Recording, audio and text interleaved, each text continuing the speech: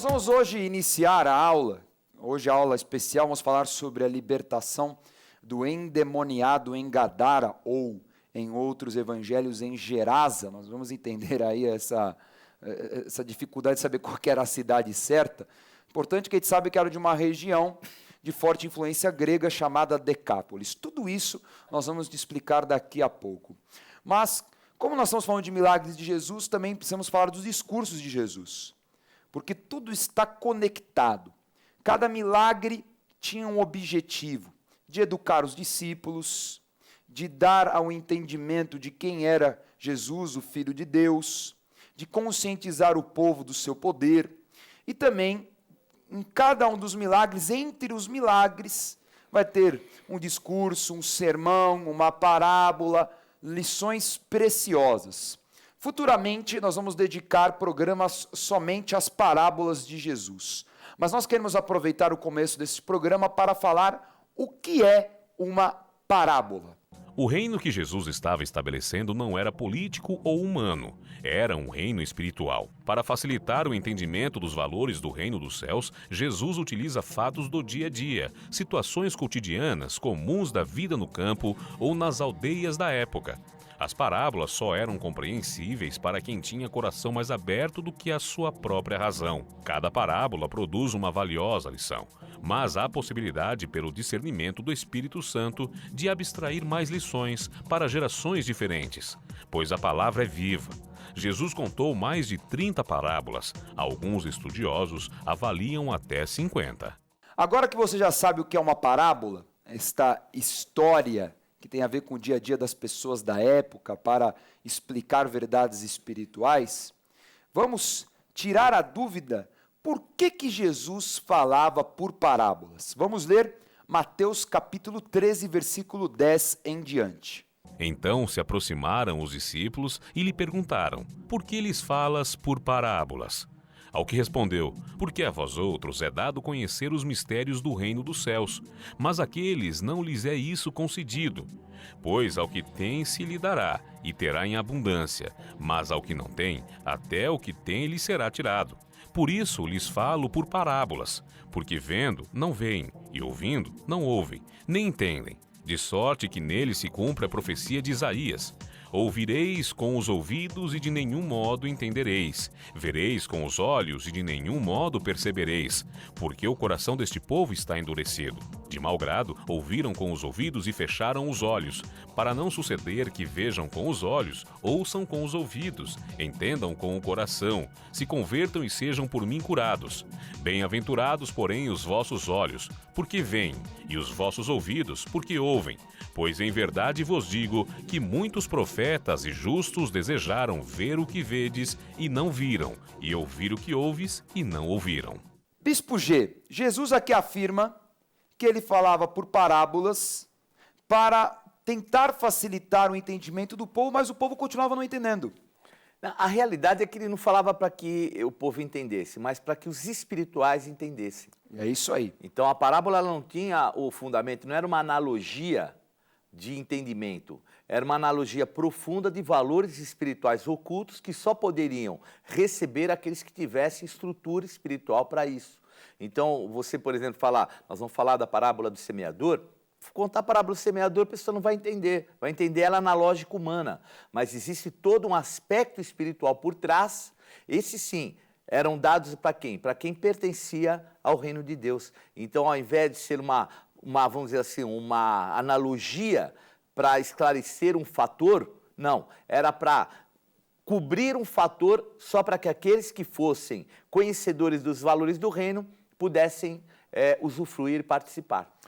A parábola é muito diferente de fábula ou aqueles contos que têm uma lição de moral. Uhum. Porque na hora que você lê um conto que tem uma lição de moral, você entende, você compreende humanamente os valores.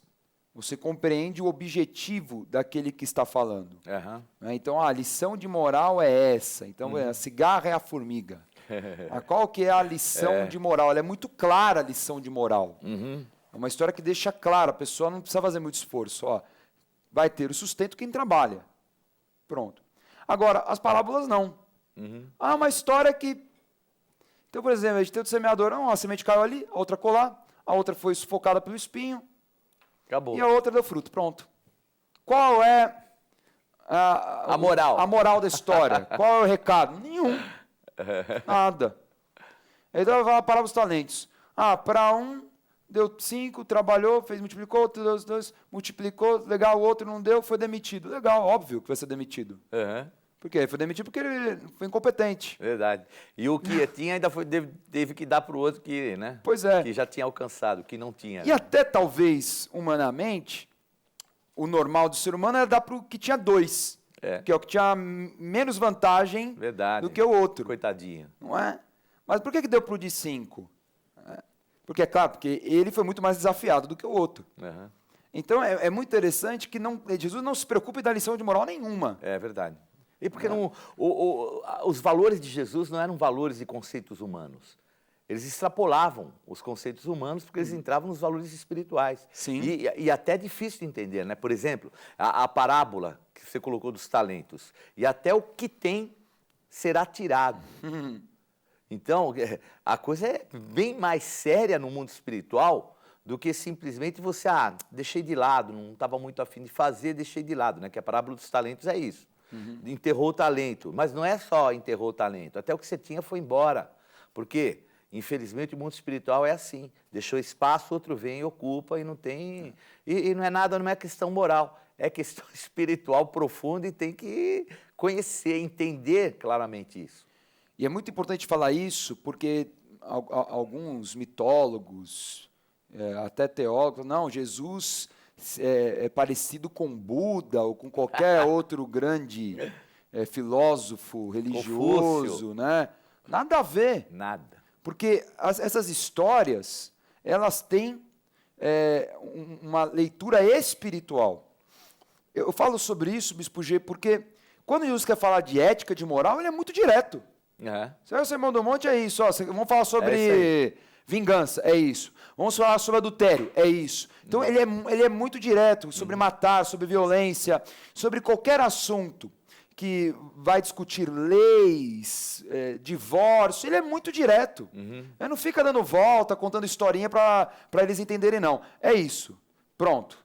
Agora, quando ele quer falar de mundo espiritual, de coisas profundas do reino dos céus que ele estava inaugurando, aí ele usa parábolas, e ele dá o discernimento só para os apóstolos. Amém. E dá a eles porque eles procuram, porque era o comum, na tradição da época, os discípulos perguntarem aos seus rabis, por que isso, por que aquilo, por quê?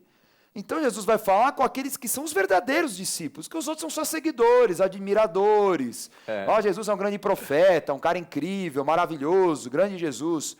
Agora os discípulos, esses sim sabiam quem era Jesus. Pegue sua cruz e me siga. Já Exato. pensou? Quem ia querer ser discípulo? Então quem não perguntava nada, ele contava a história e ninguém levantava a mão para perguntar, legal Jesus, e o que quer dizer isso? Porque eles também não tinham interesse. Eu acho que é fantástico, quando ele fala sobre Isaías, ele está querendo dizer assim, eles não me ouvem porque eles não têm interesse. Porque se eles tivessem interesse, é uma coisa meio óbvia, né, Bispo G? Alguém ia falar, Senhor Jesus, posso tirar uma dúvida? O que o senhor quer dizer com o que o senhor está falando? Ninguém perguntou. Só que depois que acabava o sermão, e os discípulos iam lá, a gente não queria incomodar o senhor que estava falando para todo o povo, mas o que quer dizer, né, esse lance aí do semeador que eu não entendi nada? Então vamos ver a explicação de Jesus para ilustrar a preocupação que Jesus tem em entregar a esses apóstolos que ele estava formando os tesouros, estas verdades espirituais que ele contava através das parábolas. Então escutem e aprendam o que a parábola do semeador quer dizer. As pessoas que ouvem a mensagem do reino, mas não a entendem, são como as sementes que foram semeadas na beira do caminho. O maligno vem e tira o que foi semeado no coração delas. As sementes que foram semeadas onde havia muitas pedras são as pessoas que ouvem a mensagem e aceitam logo com alegria. Mas duram pouco porque não têm raiz. E quando por causa da mensagem chegam os sofrimentos e as perseguições, elas logo abandonam a sua fé. Outras pessoas são parecidas com as sementes que foram semeadas no meio dos espinhos. Elas ouvem a mensagem, mas as preocupações deste mundo e a ilusão das riquezas sufocam a mensagem. E essas pessoas não produzem frutos. E as sementes que foram semeadas em terra, boas são aquelas pessoas que ouvem e entendem a mensagem e produzem uma grande colheita. Uma 100, outra 60 e ainda outras 30 vezes mais do que foi semeado. Então, no final, Bispo G, a parábola, ela acabava ali separando quem era discípulo e quem era seguidor de Jesus. Porque o discípulo, ele tem interesse, ele quer ser o sucessor deste reino. E aqueles simples seguidores não. Serão os mesmos que depois falariam para Pilatos, crucifica-o. Isso mesmo. Porque não tinham uma liga espiritual. Então, para que também Jesus vai compartilhar verdades espirituais tão profundas com pessoas que não querem ouvir? Com pessoas que não querem pagar o preço. E para pessoas que não queriam reconhecê-lo. E até ele tem um detalhe, né, quando ele fala até a respeito do povo. Vocês me seguiram porque comeram e ficaram fartos. Pois é. Trabalhai pelo quê? Pelos valores que não perecem, que não apodrecem, que não se esgotam. Então, Jesus tinha outros conceitos muito mais profundos. Eu acho assim, um exemplo de um conceito muito profundo, é quando ele amaldiçoa a figueira porque ela não tinha fruto na época que não era para ela dar fruto. É estranho isso. Agora, Jesus esperava encontrar fruto nela, chegou, não tinha. E não era época de dar fruto. E Jesus a amaldiçoa e ela seca. Agora, o que era esse referencial? Era para os discípulos, acorda. Vocês têm que dar fruto, e tem que dar fruto a tempo e fora de tempo. Era um sinal para eles, porque os discípulos viram, caramba, a figueira que Jesus amaldiçoou ontem, olha, está seca. Então, presta atenção. Seguir a Jesus não é seguir Confúcio, não é seguir Gautama, sabe quem é? É seguir o Filho de Deus e saber que está entrando em guerra.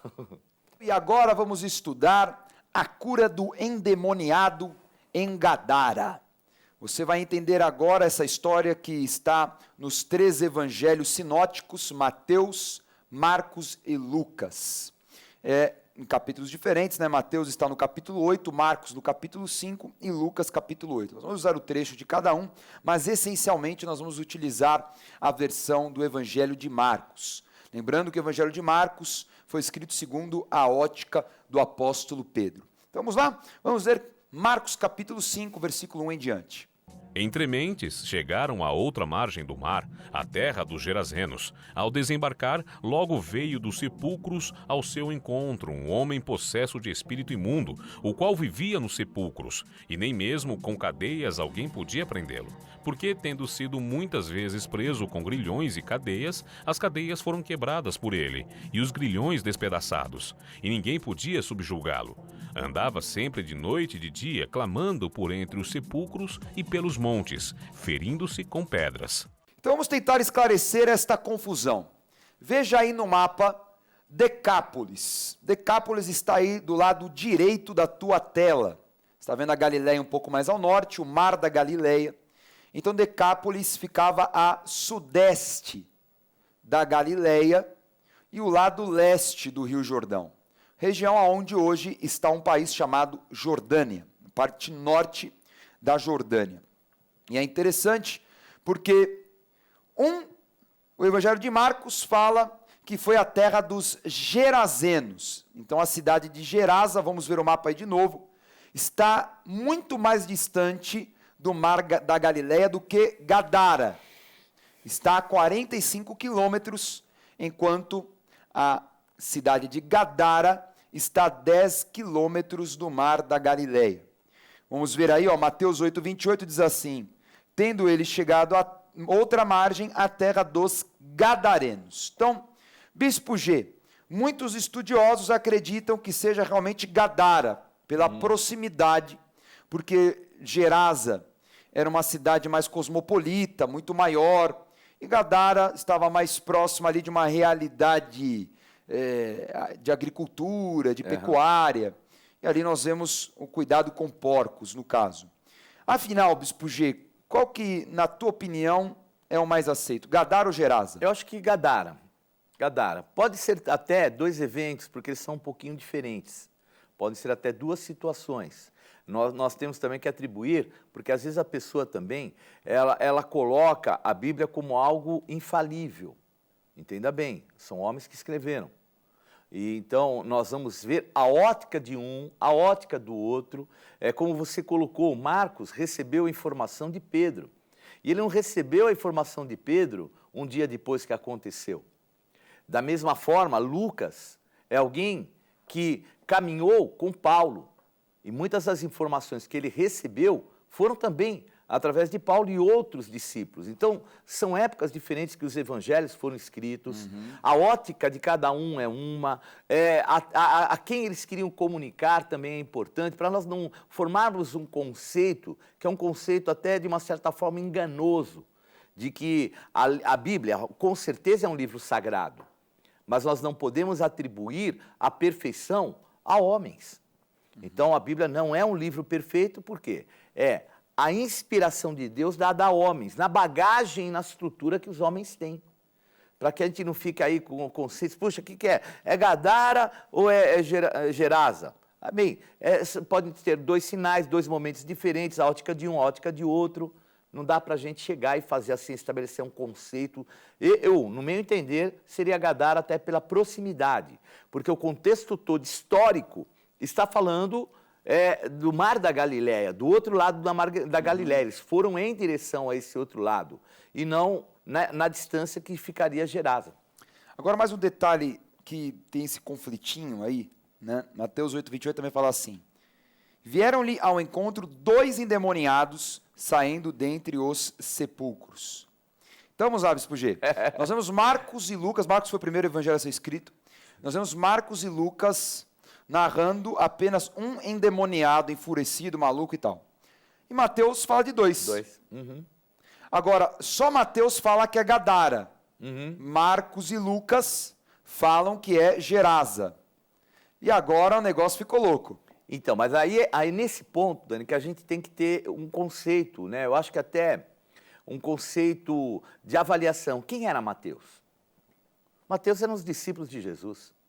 Então, o conceito aqui, apesar que o livro de Mateus também foi muito baseado no livro de Marcos. O primeiro a ser escrito foi o de Marcos, mas Mateus era um dos discípulos de Jesus. Talvez até no momento que foi compilado o livro de Marcos e, posteriormente, muitas das estruturas de Marcos foi Mateus que usou. E Mateus talvez tivesse a memória uma situação e Marcos tenha outra na memória, que foi a de Pedro. Então, a gente tem que tomar um pouquinho cuidado. Baseado nisso, vamos fazer uma comparação. Marcos, que escreveu primeiro, mas escreveu a ótica de alguém que era Pedro, ou Mateus, que era um dos discípulos que caminhava. E aí é que fica a questão, né, de a gente saber definir. Ou são 2 situações diferentes? Pois é. Podem ser 2 situações diferentes, ainda que o demônio tenha saído das 2 situações e caminhado para os porcos. Há uma outra interpretação, falam que, na verdade, Mateus estava narrando de um outro endemoniado, que foi narrado em Marcos 1, então ele quis narrar ao mesmo tempo. É uma suposição.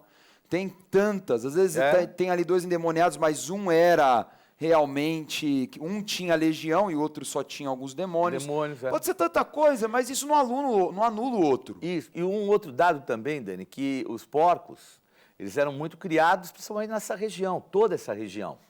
Que era uma região onde tinha judeu, não tinha porcos, com certeza. Exato. Mas Decápolis era no além Mar da Galileia. Então, seria hoje, se a gente pegar um conceito assim, seria a Jordânia, a região da Jordânia. E então era algo bem distante e distinto daquilo que era a cultura. Então, porcos, manada de porcos, você podia encontrar de monte. Tanto em Gadara como em outro. E quem sabe, a situação foram 2 situações semelhantes e a mesma coisa aconteceu. Não importa que não anula. Não, de maneira não está falando nenhuma. que um está errado e o outro está certo. Né? Mas que Jesus realizou ali um grande sinal. E que, de qualquer jeito, todos falam assim, o ponto-chave da história. Rejeitaram Jesus. Agora, Decápolis vem de 10 cidades, né? Decapolis. Então, são 10 cidades. É muito importante entender que essa região ela tem esse nome por causa de 10 cidades que foram fundadas de origem grega, puramente grega. Os gregos estabeleceram 10 cidades ali, e por isso que depois, com o domínio de Roma, passou a ser chamado de Decápolis, né? A região que tem 10 cidades importantes aí no Oriente Médio, mas nessa região da Jordânia. Decápolis. Então, como o bispo já falou, tem uma forte influência grega e por isso que vão encontrar porcos. Muitos estrangeiros moravam ali, pouquíssimos judeus estariam nessa região. Neste cenário, Jesus vai expulsar o demônio deste homem enfurecido que vai ao seu encontro. Vamos ver então agora a versão de Lucas, capítulo 8, versículo 28. E quando viu a Jesus, prostrou-se diante dele, exclamando e dizendo em alta voz: Que tenho eu contigo, Jesus, Filho do Deus Altíssimo? Rogo-te que não me atormentes. Porque Jesus ordenara ao espírito imundo que saísse do homem, pois muitas vezes se apoderara dele. E embora procurassem conservá-lo preso com cadeias e grilhões, tudo despedaçava e era impelido pelo demônio para o deserto. Perguntou-lhe Jesus: Qual é o teu nome? Respondeu ele: Legião, porque tinham entrado nele muitos demônios. Rogavam-lhe que não os mandasse sair para o abismo. Ora, andava ali, pastando no monte, uma grande manada de porcos. Rogaram-lhe que lhes permitisse entrar naqueles porcos, e Jesus o permitiu. Tendo os demônios saído do homem, entraram nos porcos, e a manada precipitou-se despenhadeiro abaixo, para dentro do lago, e se afogou. Os porqueiros, vendo o que acontecera, fugiram e foram anunciá-lo na cidade e pelos campos. Então nós vemos aí, Jesus expulsou o demônio, e o demônio falou que era legião, Bispo G. Jesus perguntou que era legião. Agora, eu quero entender isso aí, Bispo G, vamos lá. Jesus foi expulsar o demônio, aí saiu o demônio, mas o cara continuou endemoniado, e aí ele chegou à conclusão que tinha mais demônios, e por isso ele perguntou qual era o nome, ou ele queria demonstrar para as pessoas que realmente esse cara tinha muitos demônios. Porque, dependendo da leitura de algum evangelho ou outro, dá a ideia assim, que Jesus expulsou o demônio, até saiu, mas o cara voltou a manifestar. Então Jesus falou: peraí, tem mais gente aí dentro. Não gente, né, mas tem mais coisa aí dentro. E aí? A identificação que Jesus fez, não é que... porque também se fosse falar o nome, não era o nome. Era legião. Legião não é o nome. Legião é um termo romano que fala de 6.600 soldados, mais ou menos, que é um grande exército. Então, o que demonstrou ali? Que era uma legião, era um grupo de demônios, eram muitos demônios juntos. Então, quando falou nome, é onoma. Então, não no nome pessoal, mas o que estava por trás. É o termo onoma, que é bem diferente daquilo que nós temos conceito de chama uma pessoa. Não era algo pessoal, era algo impessoal, e tanto que uma legião é algo impessoal. Então Jesus não chamou o nome para poder expulsar, mas para ter entendimento do que havia por trás, porque era uma legião, eram muitos demônios. Bom, você já tinha comentado aqui sobre a criação de porcos, até porque a lei, né, de Moisés fala em Levítico 11 que não pode consumir carne de porco, é a cultura, né, da época, né, do Antigo Testamento. Agora, o endemoniado, ele vai falar a seguinte frase para Jesus, o demônio fala para Jesus: rogo-te. Então ele suplica. Ele fala: olha, não me tires daqui.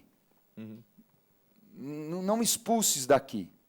Então, aqui denota, Bispo G, que ele tinha um domínio espiritual na região, é isso? Com certeza.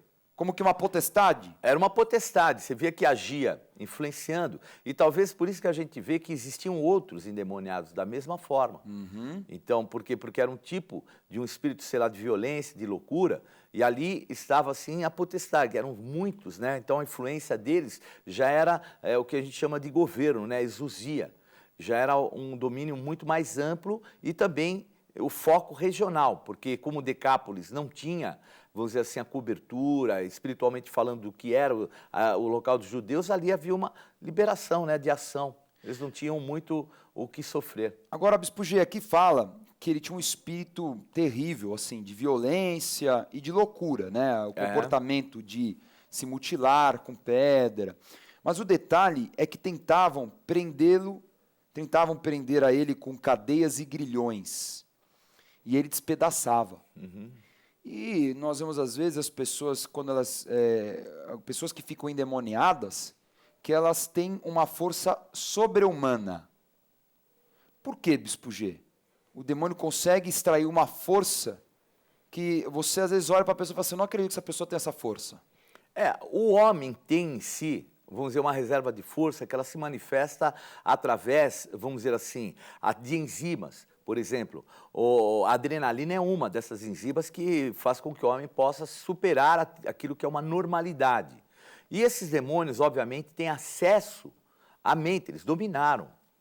E dominando, eles têm acesso a esse contexto. Então, não é o demônio que faz ele mais forte, é a reação do homem endemoniado que fica mais forte pela influência do demônio. Porque demônios são seres espirituais. Se eles são seres espirituais, eles não têm uma força, vamos colocar assim, material. Então, eles não poderiam exercer uma força material. Ficou mais forte? Não. Ele estimula, é a mesma coisa. Você vê que uma pessoa que está drogada, ela vai além daquilo que é o seu limite normal. Por quê? Faz com que a droga, ela cria determinadas, vamos dizer assim, informações dentro do teu organismo que faz com que haja explosões. Então, o músculo vai além. Então, a gente vê isso aí acontecer, hormônios e assim por diante, que estimulam.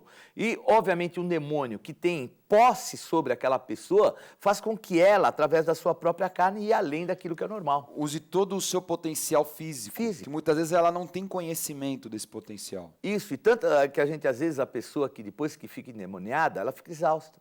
Eu já vi pessoas que ficaram assim como totalmente exaustas. Até desmaiar, né? Até desmaiar. Porque elas perderam todo, né? Então vai assim, um clímax de força e o próprio corpo não consegue, né? Porque vai além, há um desgaste muito grande e depois ela fica totalmente abatida. Agora eles rogaram para não os mandar sair para o abismo. Então ele dá uma figura de um abismo. Então o que é esse abismo? É um lugar onde os demônios são lançados, mas o que é? Uma prisão? Abissos são os locais profundos, então era tido como assim um inferno, um local de prisão de demônios.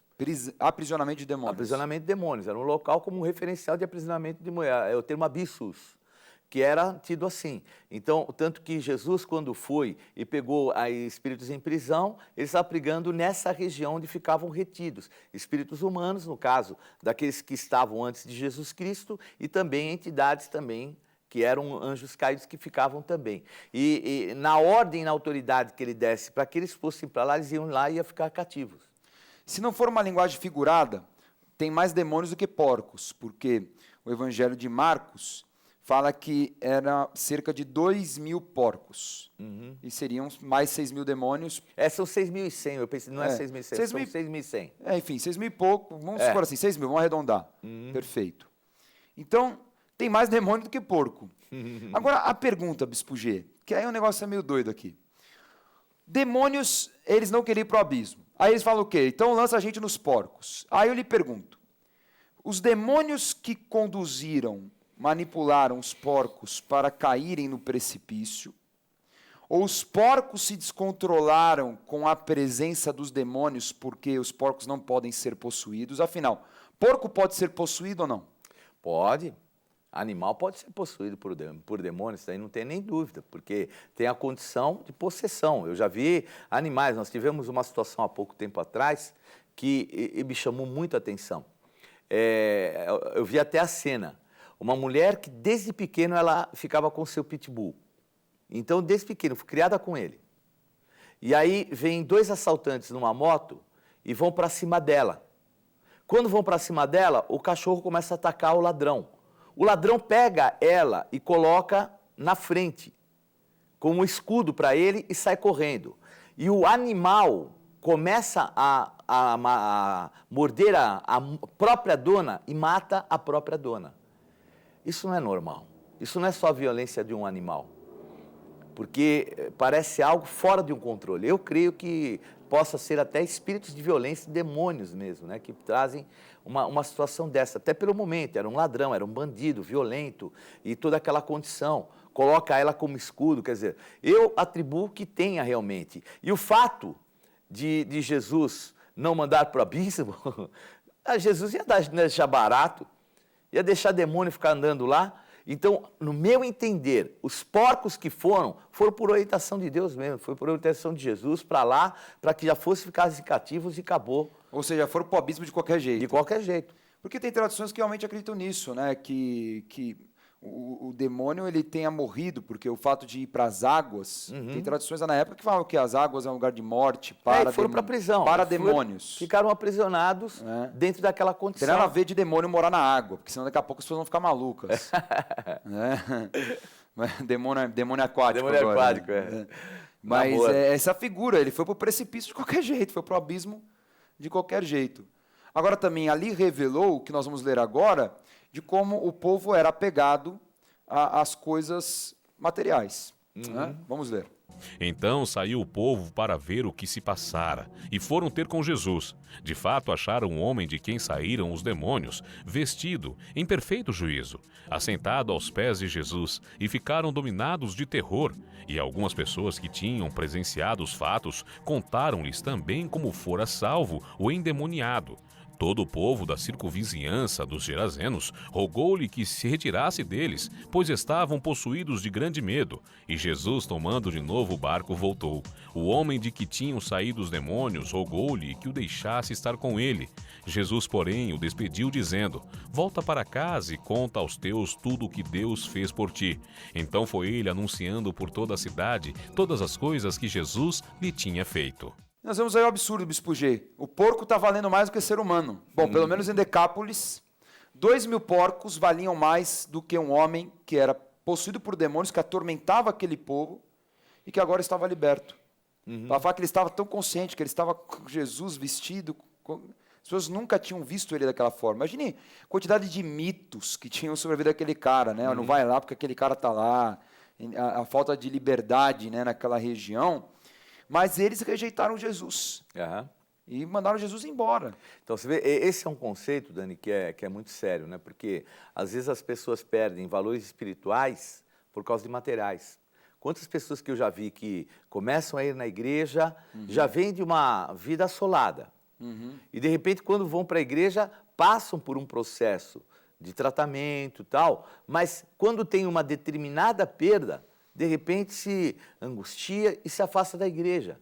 Quer dizer, era mais ou menos isso. Por causa de porcos, eles perderam a salvação.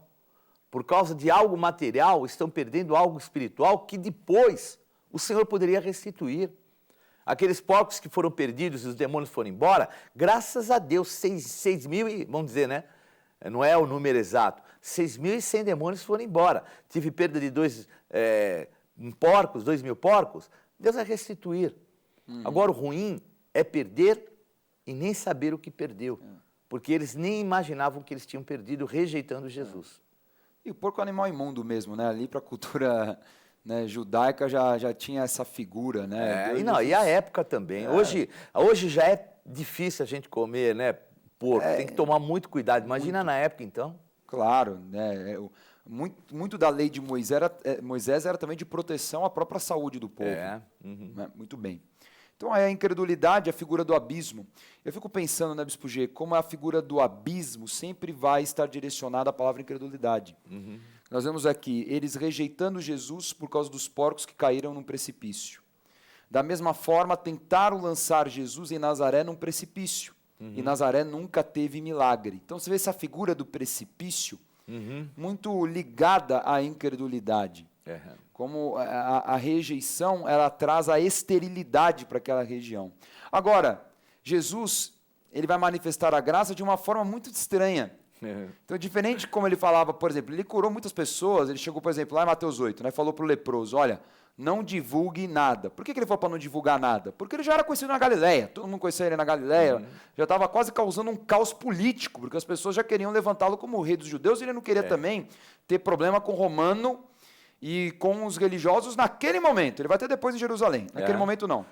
Mas para aquele homem que foi liberto, ele falou, não, Jesus, deixa eu ir com você. Ele fala, não, mas você vai falar para a tua família e depois você vai evangelizar. Então ele deixou um sucessor ali com menos formação, mas falou, olha, então, Vai lá e prega, você vai deixar o terreno preparado, porque no futuro vão vir apóstolos, evangelistas, pregadores, Bem. vão falar desse Jesus que ressuscitou, e aí vão associar ao mesmo cara que libertou um endemoniado famoso aqui em Gadara. E eu já limpei a eira, esses demônios não voltam mais, já estão no abismo mesmo. Vai em paz, que agora você vai ficar aqui e levar a palavra. Verdade, a potestade já estava sujeita. Limpou a região. Verdade. Vamos rever a aula de hoje. Na aula de hoje, aprendemos que parábola é uma história criada por Jesus para ilustrar verdades espirituais utilizando fatos do dia a dia em sua geração. Apenas os discípulos compreenderam o significado através da interpretação do próprio Jesus ou pelo discernimento do Espírito Santo. Depois estudamos a libertação de um violento endemoniado em Gerasa, uma região de poucos judeus e de forte influência grega. O povo rejeitou Jesus após a multidão de demônios entrarem nos 2.000 porcos que se lançaram no abismo. Então, Cristo enviou o homem liberto para ser seu sucessor naquela região. Tome nota da agenda do programa Escola de Profetas. Não perca a oportunidade de se aperfeiçoar mais no conhecimento da Palavra de Deus e desenvolver seu ministério. Participe dos cursos do Centro de Estudos Apostólico. Para mais informações, acesse ceaapostólico.com.br ou entre em contato pelo telefone 11 3203 0641.